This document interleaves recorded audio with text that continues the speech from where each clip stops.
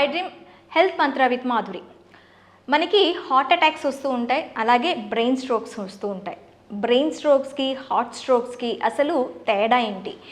ఏ సిచ్యువేషన్లో ఈ రెండు కాంబినేషన్ వస్తే ట్రీట్మెంట్స్ ఎలా ఉంటాయి? ఈ రెండు కంబైన్గా వస్తాయా? ఏ స్ట్రోక్ వస్తే మనకి వేరే స్ట్రోక్, అంటే హార్ట్ స్ట్రోక్ వస్తే బ్రెయిన్ స్ట్రోక్ వచ్చే అవకాశాలు ఉంటాయా, బ్రెయిన్ స్ట్రోక్ వస్తే హార్ట్ స్ట్రోక్ వచ్చే అవకాశాలు ఉంటాయా? ఈ రెండు రాకుండా ఉండాలి అంటే మన లైఫ్ స్టైల్ మెయింటెనెన్స్ అనేది ఎలా ఉండాలి? డీటెయిల్గా చెప్పడానికి మనతో పాటు ఉన్నారు న్యూరో సర్జన్ రమేష్ సికాకొల్లు గారు, అలాగే క్లినికల్ కార్డియాలజిస్ట్ రవికాంత్ గారు. వాళ్ళిద్దరిని అడిగి అసలు ఏ స్ట్రోక్ని ఎలా ట్రీట్ చేయాలి అనేది డీటెయిల్గా తెలుసుకుందాం. నమస్తే సార్. నమస్తే సార్. సార్ ఫస్ట్ మీరు చెప్పండి, అసలు బ్రెయిన్ స్ట్రోక్ అంటే ఏంటి? సడన్గా loss of function from the brain side, right సైడా లెఫ్ట్ సైడా. ఎందుకు లాస్ ఆఫ్ ఫంక్షన్ అవుతుంది? Because of the blood supply block అవడం వల్ల, అయితే బ్లడ్ కారిపోవడం వల్ల. సో బ్లడ్ సప్లై ఆగిపోవడం అంటే ఇన్ఫాక్ట్ అంటారు, లోపల బ్లీడ్ అయితే హిమరేజ్ అంటారు. సో ఇది ఇస్కెమిక్ స్ట్రోక్ అంటారు, అది హిమరేజిక్ స్ట్రోక్ అంటారు. సో మనం అందుకనే మామూలుగా హార్ట్కి స్ట్రోక్ వచ్చిందనగానే ఒక ట్యాబ్లెట్ వేసేసుకుని అండ్ బ్లడ్ థిన్నర్ వేసుకుని అట్లా బ్రెయిన్కి చేయకూడదు. ఏం స్ట్రోక్ డిఫరెన్షియేట్ చేసి చేయాలి. How do you differentiate? Based on scan చేస్తే బ్లీడింగ్ ఉందా, సో అప్పుడు బ్లడ్ థిన్నర్ ఇవ్వకూడదు. అదే పక్షవాతం ఇష్కిమి అంటే బ్లడ్ సప్లై చేయలేకుండా పోయిన వాళ్ళు ఉంటే అప్పుడు బ్లడ్ థిన్నర్ ఇవ్వాలి. ఓకే సార్, హార్ట్ స్ట్రోక్ అంటే? హార్ట్ స్ట్రోక్ అంటే మనం జనరల్గా ఇప్పుడు చెప్పుకునేది ఏంటి అంటే ఛాతీలో నొప్పి రావడము, తర్వాత పేషెంట్కి స్వెట్టింగ్స్ రావడము, లేకపోతే పేషెంట్ సడన్గా అన్కాన్షియస్ అవ్వడము, లేకపోతే పేషెంట్కి ఆయాసం బాగా రావడం, ఇట్లాంటి లక్షణాలు ఉంటాయండి. సో ఇది రావడానికి కారణం ముఖ్యంగా గుండెకి సంబంధించిన రక్తనాళాల్లో బ్లాక్స్ అంటాం. జనరల్గా హార్ట్ అటాక్ ఎప్పుడు వస్తుందంటే గుండెకి సంబంధించిన రక్తనాళాల్లో 100% బ్లాక్ ఉంటే అప్పుడు దానికి సంబంధించిన కండరము దెబ్బతినడము, లేకపోతే ఆ ఫంక్షన్ తగ్గిపోవడము, దానివల్ల గుండె లయలో సడన్గా హార్ట్ రేట్స్ 200కి 300కి వెళ్ళిపోవడం, కొంతమందికి గుండెకి లయ అనేది సడన్గా ఆగిపోవడం, ఇట్లాంటివి జరుగుతాయండి. సో దీన్ని హార్ట్ స్ట్రోక్స్ అంటాం. సో రక్తం గడ్డగట్టి ఎక్కడైతే బ్లాక్ అవుతుందో ఆ యొక్క కండరం అంతా డ్యామేజ్ అయ్యే ఛాన్సెస్ ఎక్కువగా ఉంటాయి. సో ఇలాంటివి మనం తొందరగా ఇంటర్వ్యూన్ అవ్వకుంటే ఎంత లేట్ జరిగితే అంత మజిల్ డ్యామేజ్ అవుతుంది. సో హార్ట్ అటాక్స్ మనకి డ్యూరేషన్ పెరుగుతున్న కొద్ది టైమ్ ఈజ్ మజిల్ అంటాం. అంటే మనకి ఎంత వ్యవధి లేట్ చేస్తారో అంత కండరం దెబ్బతింటుంది. ఒకసారి కండరం దెబ్బతింటే మనకి రివర్స్ అనేది అవ్వదండి. బ్రెయిన్ స్ట్రోక్స్లో కానీ హార్ట్ స్ట్రోక్స్లో కానీ ఇద్దరి కాంబినేషన్లో వచ్చే కేసెస్ ఉంటాయంటారా? ఇవి చూస్తుంటామండి, కొన్ని సందర్భాలలో చూస్తుంటాము. సో ఎలా ఉంటుంది అని అంటే ఒక పేషెంట్కి సపోజ్ హార్ట్ యొక్క కండరం బాగా దెబ్బతిన్నది అనుకోండి. సో అది డ్యూరేషన్ అంటే సపోజ్ ఒక 6 to 8 hours అట్లా అయ్యింది అనుకోండి, ఆ కండరం అనేది దెబ్బతింటుంది. సో ఆ కండరం ఎక్కడైతే దెబ్బతింటుందో అక్కడ గుండె అనేది పంపింగ్ అవ్వనప్పుడు ఆ రీజియన్లో కొన్ని క్లాట్స్ ఫామ్ అయ్యే ఛాన్సెస్ ఉంటాయి. సో అలాంటి పక్షంలో ఏమవుతుందంటే ఆ క్లాట్స్ అనేవి అక్కడ నుంచి డిస్లాడ్జ్ అయిపోయి, అంటే అక్కడ నుంచి ఊడిపోయి గుండె ఫంక్షనింగ్ అంటే పంప్ చేసినప్పుడు ఆ క్లాట్స్ అనేవి అక్కడ నుంచి ఊడిపోయి బ్రెయిన్కి వెళ్ళే ఛాన్సెస్ ఉంటాయి. సో ఆ సందర్భంలో heart attack and brain strokes ఒకటే టైంలో వచ్చే ఛాన్సెస్ ఎక్కువగా ఉంటాయి. సో ఇట్లాంటి సందర్భాలు మనం చూస్తుంటాం. ఒక పేషెంట్ మా దగ్గరికి ఎమర్జెన్సీకి వచ్చినప్పుడు హార్ట్ అటాక్తో వస్తాడు. మేము హార్ట్ పేషెంట్ గురించి ఇలా ఉంది అని హార్ట్ అటాక్ ఎక్స్ప్లెయిన్ చేసే లోపలనే తనకి ప్యారలైజ్ అంటే ఒక చెయ్యి ఒక కాలు పడిపోవడం, ఇట్లాంటి సందర్భాలు కూడా మేము ఎన్కౌంటర్ అవుతాం. సో ఇలాంటి సందర్భాలు వచ్చినప్పుడు మనం పేషెంట్ని మేనేజ్ చేయడం కొద్దిగా డిఫికల్టీ అవుతుంది. అంటే పేషెంట్ అవుట్కమ్ అంటే ప్రోగ్నోసిస్ అంటాము, అది కొద్దిగా ఇబ్బందిగా అయ్యే ఛాన్సెస్ ఉంటాయి. అయితే మనకి బ్రెయిన్ స్ట్రోక్స్లో మెయిన్గా వచ్చేటప్పుడు సిమ్టమ్స్ ఎలా ఉంటాయి సార్? సిమ్టమ్స్ డిపెండ్స్ అపాన్ ఎక్కడ అయింది. చూపు ఏరియా దగ్గర ఉంటే విజన్ పోతుంది, కాలు చేయి ఏరియా దగ్గర ఉంటే కాలు ఆపోజిట్ కాలు చేయి మూతి వంక పోతుంది, మాట ఏరియా దగ్గర ఉంటే మాట పోతుంది. And also amount of area involve. ఎట్లయితే సార్ వెజల్స్ అన్నారో మాది కూడా బ్రాంచ్, ఎండ్ బ్రాంచెస్లో అయినప్పుడు చిన్న ఏరియా, మేజర్ బ్రాంచెస్లో అయినప్పుడు ఎక్కువ area involve. More area involve ఉన్నప్పుడు టక్ డౌన్ అయిపోతుంది.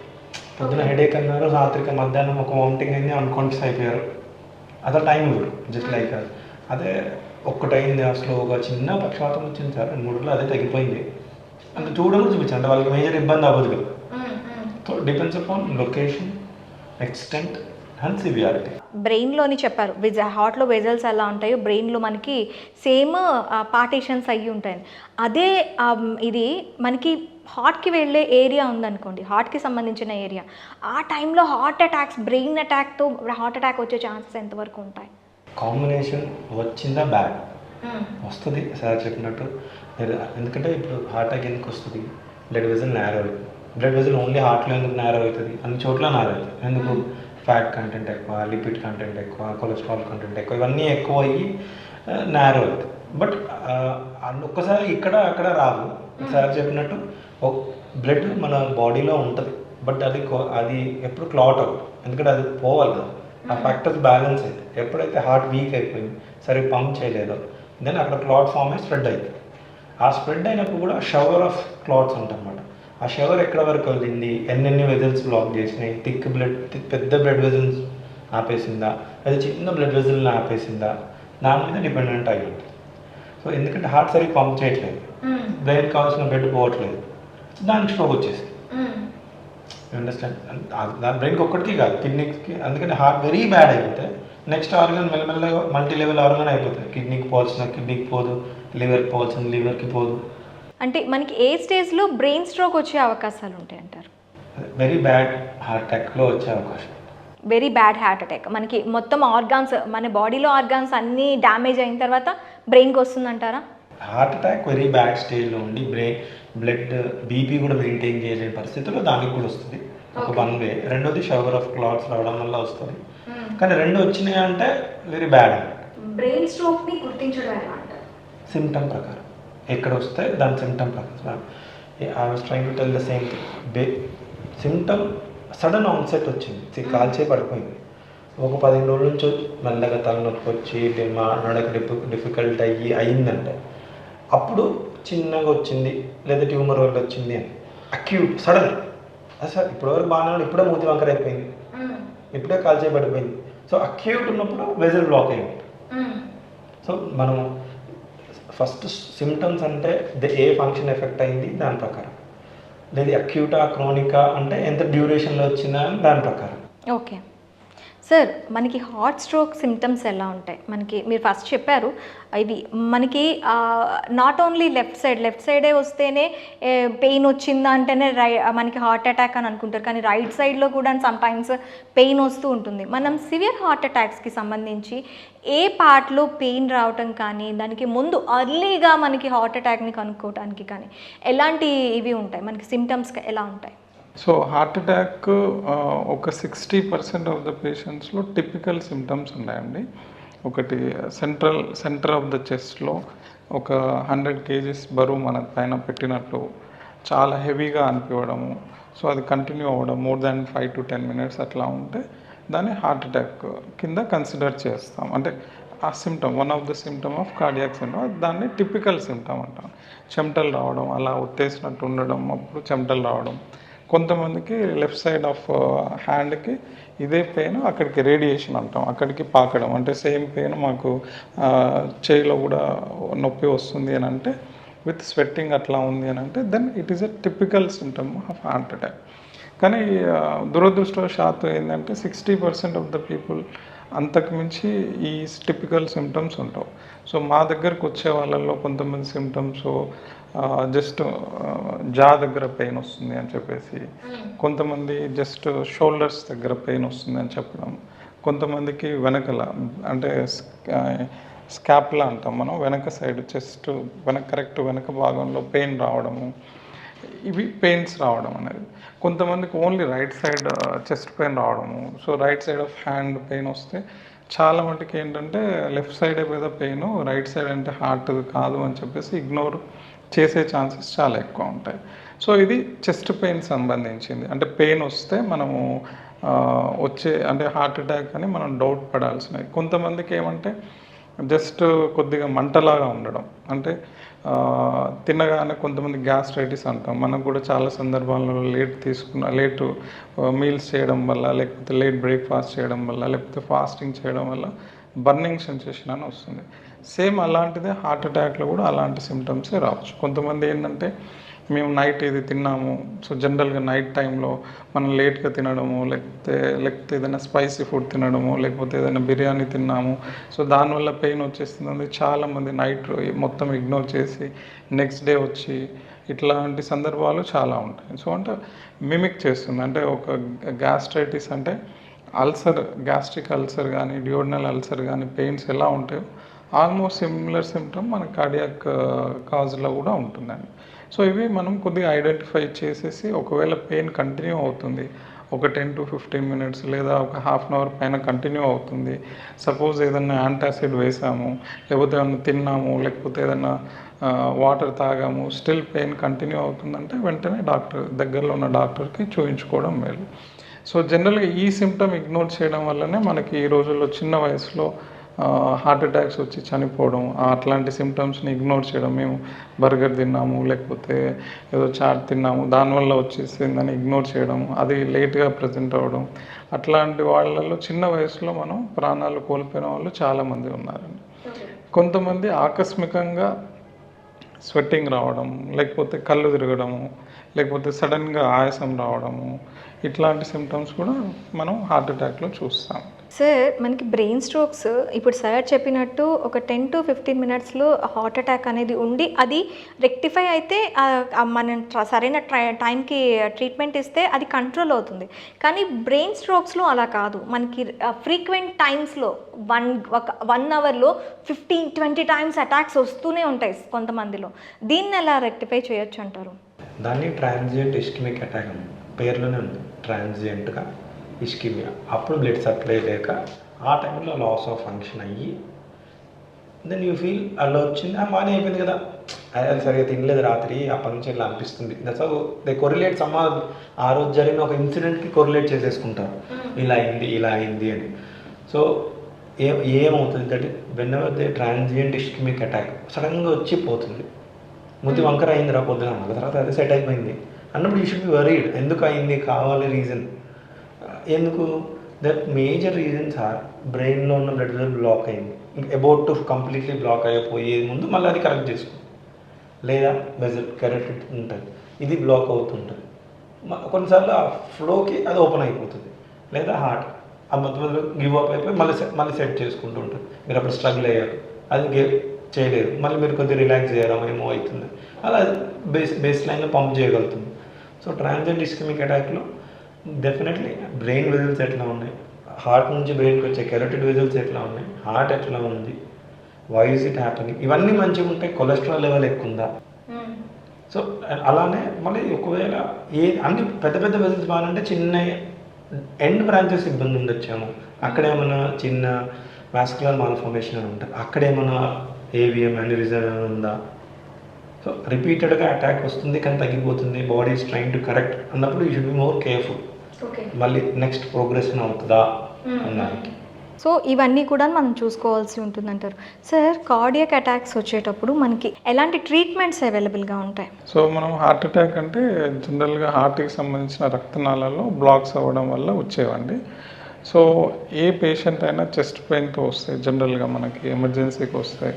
ఫస్ట్ మేము లోడింగ్ డోసెస్ అంటే బ్లడ్ థిన్నర్స్ అనేవి కొంత హై డోసెస్లో ఇస్తాం.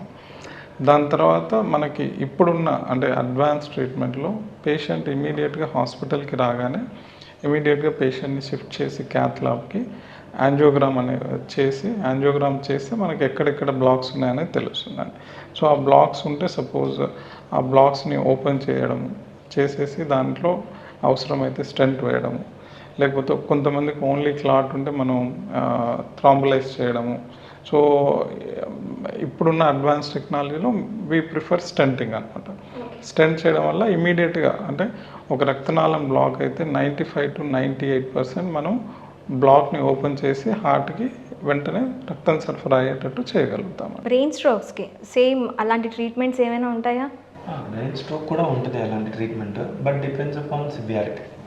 ఇప్పుడు ఏమవుతుంది, లొకేషన్ చిన్న వచ్చింది, ప్రతిదానికి అవసరం లేదు, ఇక్కడ అవి పెద్దగా వచ్చింది, బ్లీడింగ్ ఎక్కువ అయింది, దెన్ అప్పుడేమైపోతుందంటే బ్రెయిన్ పాడైపోయిన బ్రెయిన్ మంచి చేస్తామని కాదు, ఉన్న బ్రెయిన్ని కాపాడుకోవాలి. ఓకే. అంటే ఇప్పుడు నీ రీప్లేస్మెంట్ చేస్తాం మంచిగా అయిపోయింది అలా అని చెప్పి చేయడానికి లేదు. మన ఇప్పుడు కడుపులో గ్యాస్ వస్తుంది, ఉబ్బుతుంది, గ్యాస్ ప్రాబ్లం తగ్గిపోతుంది, ఇట్స్ ఆల్ డీకంప్రెస్ అవుతుంది. కానీ ఇది rigid, it will not yield.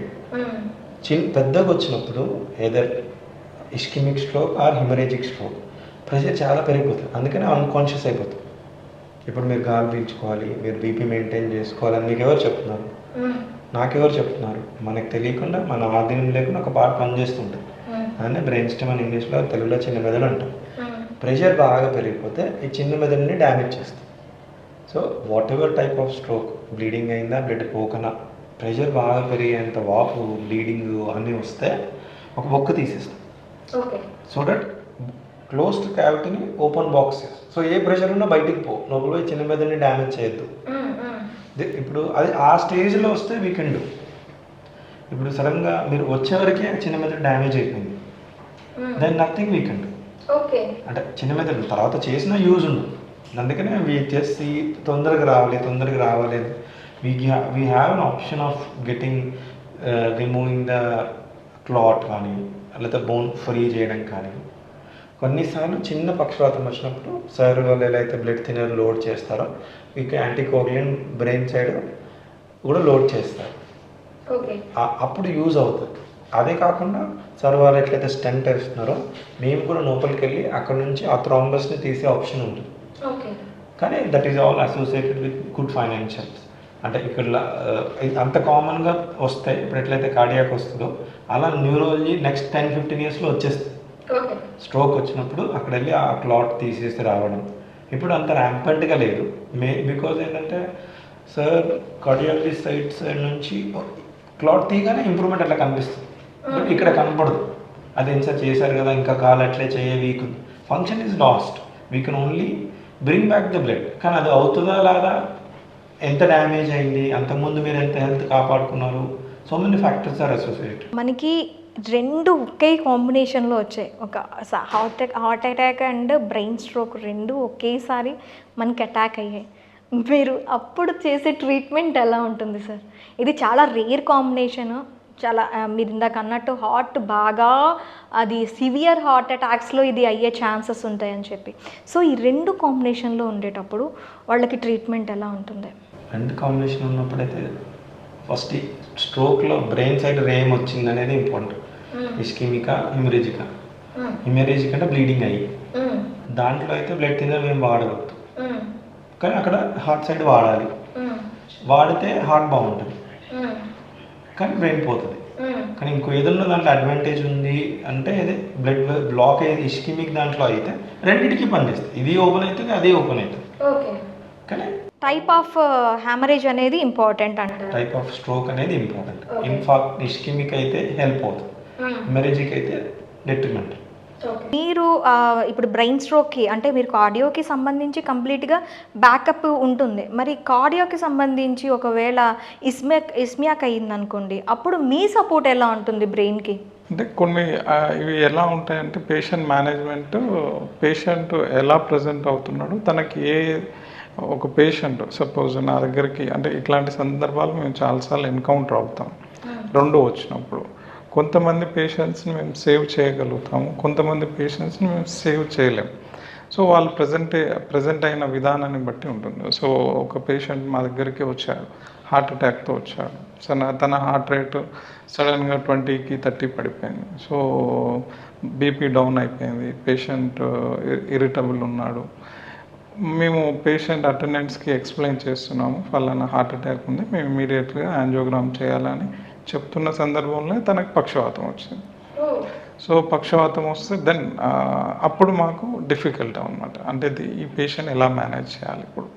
So ఇమీడియట్గా ఆ పేషెంట్కి బ్రెయిన్కి సంబంధించిన రక్తనాళాల్లో ఏమైనా చిట్లిపోయినట్టు అయిందా అంటే బ్లీడ్, అంటే సెరిబ్రల్ బ్లీడ్ అంటాం, ఇంట్రా సెరిబ్రల్ బ్లీడ్ అంటాం. బ్రెయిన్లో ఏమైనా బ్లీడ్ అయిందా, లేదా హార్ట్ లాగానే రక్తనాళాలు ఏమైనా బ్లాక్ వచ్చి స్ట్రోక్ వచ్చిందా అని డిఫరెన్షియేట్ చేయడానికి ఇమీడియట్గా పేషెంట్ని సిటీ స్కాన్కి షిఫ్ట్ చేసి బ్రెయిన్లో బ్లీడ్ లేదు అంటే దాన్ని ఇమీడియట్ బ్యాక్ షిఫ్ట్ చేసేసి ఇప్పుడు రెండు మనకి ఇంపార్టెంట్. ఒకవేళ పేషెంట్ నేను ఓన్లీ స్టెంట్ హార్ట్ పరంగానే ఆలోచిస్తే మొత్తం బాడీ అంతా కొలాప్స్ అయ్యే ఛాన్సెస్ ఉంటాయి.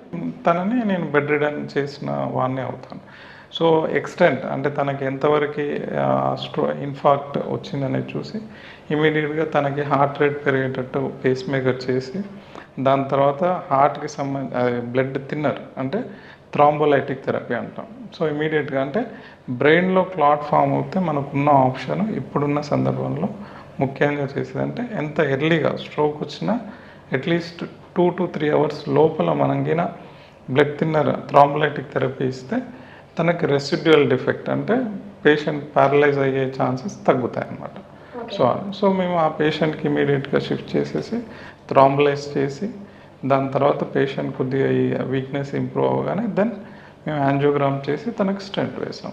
సో అట్లాంటి సందర్భాలలో we are able to save the patient. కొన్ని సందర్భాల్లో ఏమవుతుంది అని అంటే హార్ట్ అటాక్ వచ్చి పేషెంట్కి బ్లీడ్ అవుతుంది, అంటే రక్తనాళం చిట్లిపోయి బ్రెయిన్లో బ్లీడ్ అవుతుంది. సో అట్లాంటి సందర్భాల్లో మేనేజ్ చేయడం చాలా కష్టం. అండ్ ఇలాంటి సందర్భాలలో ఏది ఇంపార్టెంట్, పేషెంట్ని ఏది చేస్తే తను లైఫ్ సేవ్ అవుతాడు ఇప్పుడు ఫర్ టెంపరీ బీయింగ్, దాని తర్వాత నెక్స్ట్ ఏం చేయాలనేది డిసైడ్ చేయాలి. ఇలాంటి సందర్భాల్లో వచ్చినప్పుడు సర్వైవ్ అయ్యే ఛాన్సెస్ చాలా తక్కువగా ఉంటాయి. సో బ్లీడ్ చాలా ఎక్కువగా ఉందనుకోండి, ఇమీడియట్గా సర్జరీకి షిఫ్ట్ చేయాలి. సర్జరీ చేసి వాళ్ళు ఎవాక్యుయేషన్ చేయాలి, అంటే బర్హోల్ అంటాం, అది అంటే ప్రెషర్ని రిలీవ్ చేయాలి, క్రేనియెక్టమీ ఆర్ క్రేనియాటమీ అని అంటాం. సో అది చేసే సందర్భంలో హార్ట్ వీక్గా ఉంది కాబట్టి హార్ట్ పరంగా ఇంకా ఇబ్బందులు వచ్చి అనస్థీషియా ఇచ్చేటప్పుడే పేషెంట్ ప్రాణాలు కోల్పోయే ఛాన్సెస్ ఉంటాయి. సో ఇలాంటి సందర్భంలో మనం మేనేజ్ చేయడం చాలా డిఫికల్ట్ అయ్యే ఛాన్సెస్ ఉంటాయి. బ్రెయిన్ హెల్త్ కానీ అటు హార్ట్ హెల్త్ కానీ రెండు బాగుండాలి అంటే ఇటు mental health and physical health అనేది చాలా ఇంపార్టెంట్. మనకి ముందు హార్ట్కి సంబంధించి తీసుకున్నట్లయితే ఈ రెండు mental health and physical health కాపాడుకోవడానికి ఎలాంటి అవి సజెస్ట్ చేస్తారు మీరు? హెల్తీ హార్ట్ లైఫ్ ఉంటామండి. సో పేషెంట్ ఫస్ట్ మన చేతుల్లోనే మాడిఫైయబుల్ రిస్క్ ఫ్యాక్టర్స్ అంటాం, అంటే మనం ఏం చేంజ్ చేసుకోగలుగుతాం. సో అవి చేంజ్ చేసుకుంటే మనకి రిస్క్ అనేది తగ్గుతుంది. సో ముఖ్యంగా తీసుకుంటే మనం స్మోకింగ్ హ్యాబిట్ అనేది 100% క్విట్ చేయమని చెప్తాం. కొంతమంది చిన్న వయసులో అలవాటు చేసుకోవడం, ఈ రోజుల్లో ఆ స్మోకింగ్ వల్ల మేము చిన్న వయసులో హార్ట్ అటాక్స్ చూడడం జరుగుతుంది. సో స్మోకింగ్ అనేది అత్యంత ఇంపార్టెంట్గా వీసే స్టాప్ స్మోకింగ్ అనేది. అండ్ నెక్స్ట్ ఆల్కహాల్ అనేది కన్జంప్షన్ తగ్గించడం కానీ లేకపోతే అవాయిడ్ చేయడం కానీ బెటర్ అండి. సో మన ఇండియన్స్లో ఆల్కహాల్ అవాయిడ్ చేయడం better, otherwise less consumption. So అంటే అట్లీస్ట్ ఒక 30 to 60 ml over a period of 15 days or 1 week అలా చెప్తాము. అంతకుమించి కన్జ్యూమ్ చేయొద్దు అని చెప్తాం. నెక్స్ట్ వచ్చేసి డయట్ అంటే మనం diet very important, plays a very important role అండి. ఒకటి చాలా రకాల డయట్స్ ఉంటాయి, అంటే మెడిటేరియన్ డయట్ అంటాము, డాష్ డయట్ అంటాము. సో అన్నిట్లో ముఖ్యంగా చెప్పేది ఏంటి అంటే మన డయట్లో ఎక్కువ ఫ్యాటీ ఫుడ్స్ ఉండకపోవడం, తర్వాత హై క్యాలరీ డైట్ తీసుకోకపోవడం, నెక్స్ట్ మనం తీసుకునే ఆహారంలో ఎక్కువ భాగం ఫ్రూట్స్ ఉండేటట్టు చూసుకోవడము, తర్వాత వెజిటేరియన్ అంటే vegetarian food always preferable. Non vegetarian తీసుకునే వాళ్ళలో రెడ్ మీట్ అవాయిడ్ చేయమని చెప్తామండి. So red meat like mutton, pork, beef అట్లాంటివి పూర్తిగా అవాయిడ్ చేయమని చెప్తామండి. నెక్స్ట్ వచ్చేసి జంక్ ఫుడ్స్ అంటే ప్రాసెస్డ్ ఫుడ్స్ కానీ, తర్వాత లేకపోతే జంక్ ఫుడ్స్ అంటే అవుట్ సైడ్ బర్గర్స్, పిజ్జాస్, తర్వాత స్వీట్స్, తర్వాత మిల్క్ నుంచి డిరైవ్ అయిన ప్రోడక్ట్స్, కోవా ఇట్లాంటివి చాలా మటుకి అవాయిడ్ చేయమని చెప్తామండి. So diet, so high less fat diet, less carbohydrate diet, high protein diet and తర్వాత ఈ ప్రాసెస్డ్ ఫుడ్స్ అనేవి అవాయిడ్ చేయడం. తర్వాత కన్జంప్షన్ ఆఫ్ ద సాల్ట్ వచ్చేసి మనము 2.5 grams ఆర్ 2 grams అంటే ఒక టేబుల్ స్పూన్, ఒక రోజు మొత్తంలో మనకు టేబుల్ స్పూన్ కంటే ఎక్కువ salt 5 to 10 grams below 10 grams. అంటే యాక్చువల్గా కార్డియాక్ పరంగా అంటే ఐడియల్గా చెప్పేది జనరల్గా బీపీకి వాటికి 6 grams అని చెప్తాం. General we try to keep much lower level అంటే ఒక 2 to 3 grams అంతకుమించి తీసుకోవద్దు అని చెప్తాం. నెక్స్ట్ వచ్చేసి physical activity. So physical activity వచ్చేసి మనము ప్రతి వ్యక్తి ఒక రోజులో ఒక 30 మినిట్స్ మినిమం కంటిన్యూస్ వాకింగ్ అనేసి ఒకటి slow walking, next brisk walking, next jogging. So brisk walking చేస్తే మేము అట్లీస్ట్ 20 to 25 మినిట్స్, లేకపోతే జాగింగ్ చేస్తే 20 to 25 మినిట్స్, వాక్ చేస్తే నార్మల్ వాక్ చేస్తే at least 30 to 40 minutes in a day చెప్తాను. అంటే ఓవరాల్గా ఒక 150 to 180 minutes in a week. So ఇలాంటి ఫిజికల్ యాక్టివిటీ మినిమం. దాని తర్వాత మీరు యోగా చేసుకోండి, మెడిటేషన్ చేసుకోండి. సో జనరల్గా స్ట్రెస్ అంటే ఈ రోజుల్లో ఏంటంటే మనకి స్ట్రెస్ఫుల్ లైఫ్ అనేది చాలా ఎక్కువగా ఉంది. సో దాన్ని మనం తగ్గించుకోవడానికి ట్రై చేయాలి. సో ఒకటి యోగా, నెక్స్ట్ మెడిటేషన్, నెక్స్ట్ మనం ఫిజికల్ యాక్టివిటీ ఎక్కువ చేయడం వల్ల కూడా మనకు మెంటల్గా కూడా స్ట్రెస్ తగ్గే ఛాన్సెస్ బెటర్గా ఉంటాయి. సో ఇలాంటివి మేము అడ్వైస్ చేస్తాము. బ్రెయిన్కి సంబంధించి ఫిజికల్ యాక్టివిటీస్ కానీ మెంటల్ యాక్టివిటీస్ కానీ బ్రెయిన్కైనా ఆల్మోస్ట్ సేమ్. నా పని ఆల్మోస్ట్ సారే చెప్పేశారు. ఆల్మోస్ట్ సేమ్, బట్ ఓన్లీ ఇక్కడ ఏంటంటే even though you're eating appropriately, if you don't exercise then it is also wrong. నేను చాలా బిజీ ఉన్నాను, నా తన అవ్వదు, that should not be the answer. You have to take care of your health so that next last 10 years బాగుండాలి. Young ఉన్నప్పుడు అన్నీ తట్టుకుంటారు, but once you go cross 30-40 you're stressed up with your routine life, ఇల్లు చూడాలి, professional life చూడాలి, ఫ్రెండ్స్తో వెళ్ళాలి, అన్నీ you don't give time to your health. 1 hour in the morning, adequate food, adequate exercise and adequate sleep. ఈ 3 ఉండకపోతే how much appropriate. There are people, I just forgot the name, there's a big businessman who has 700 crores. He has 6-pack body, perfect fat percentage, but had a stroke, brain stroke. And stress, పొద్దున్న రాత్రి meetings, ఎట్లా balance చేయాలో తెలీదు, night నిద్ర పడట్లేదు, 100 కోట్లు అక్కడ పెట్టేసాము, అదే ఆ ప్రాఫిట్ రావట్లేదు. You push people to do things, you also push your self to do things, but your diet is appropriate. So mental stress is equally important as physical stress and you have to balance life. ఖచ్చితంగా mental and physical health అనేది బ్రెయిన్కి and at the same time హార్ట్కి రెండింటికి కూడాను main cause చేస్తుంది అంటారు. Okay sir, thank you very much. Thank you. Brain health కానీ mental health కానీ రెండు కూడా బాగుండాలి అంటే ఖచ్చితంగా ప్రాపర్ డైట్ అండ్ మన బాడీకి ఫిజికల్ యాక్టివిటీ ఇవ్వటంతో పాటు మెంటల్ స్ట్రెస్ని కంట్రోల్ చేసుకోవటం, ఇవన్నీ చేయగలిగితే ఈ 2 అటాక్స్ నుంచి కూడాను మ్యాక్సిమం దూరం కావచ్చు. మీకు ఏమైనా డౌట్స్ ఉంటే కింద కామెంట్ సెక్షన్లో కామెంట్ చేయండి. అలాగే మీకేమైనా ఇలాంటి ప్రాబ్లమ్స్లో ఉన్న వాళ్ళు ఎవరైనా సరే కింద డిస్క్రిప్షన్ బాక్స్లో వాళ్ళ గురించి మాకు అంటే కామెంట్ సెక్షన్లో చెప్పగలిగితే దాని గురించి అంటే వాళ్ళ సమస్య గురించి కూడా మేము మళ్ళీ వేరే ప్రోగ్రామ్ చేసే ఛాన్సెస్ ఉంటాయి. Thank you very much. This is Madhuri signing off.